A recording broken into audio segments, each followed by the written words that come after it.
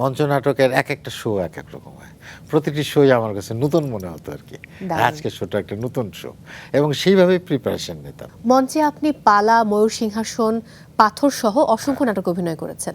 কখনো কি মঞ্চে নাটক করবার সময় ডায়লগ ভুলে যাবার মানে প্রবণতা কিংবা ভুলে যাওয়া অথবা এরকম কোনো বিভ্রাট হয়েছে কিনা? না, এরকম তো হতেই পারে না। হ্যাঁ, হ্যাঁ, মঞ্চনাটকে এটা খুব একটি স্বাভাবিক ব্যাপার।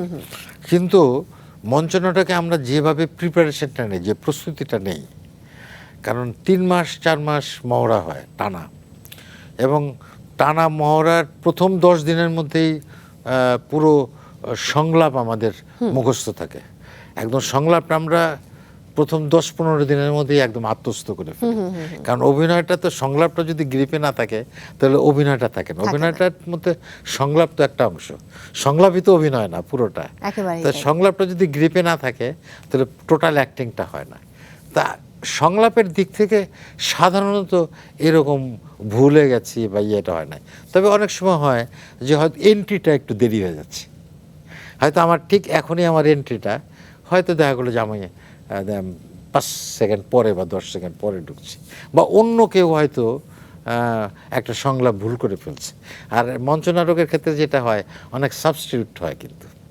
মানে আজকের শোতে যে অভিনয় করলো, পরের দেখা শোতে, গেলো হ্যাঁ। দেখা গেলো সে একটা, যে নিয়মিত অভিনয় করে এই নাটকে, সে দেখা গেলো যে কোনো কারণে অসুস্থ হয়ে পড়েছে, বা তার একটা পারিবারিক সমস্যা হয়েছে, বা কোনো কারণে সে হয়তো দেশের বাইরে গেছে বা ঢাকার বাইরে গেছে, তখন একটা সাবস্টিটিউট তৈরি হয়, সে হয়তো একটা সংলাপ ভুলে যায়।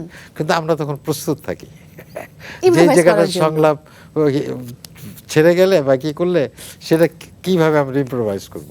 এটা আমাদের দীর্ঘদিনের প্র্যাকটিসের ফলে সেটা হয়। তো এটা হয় অনেক সময়। খুব আর স্বাভাবিক। মঞ্চনাটকের একটা মজার ব্যাপারটাও এটা, যে মঞ্চনাটকের এক একটা শো এক এক রকম হয়।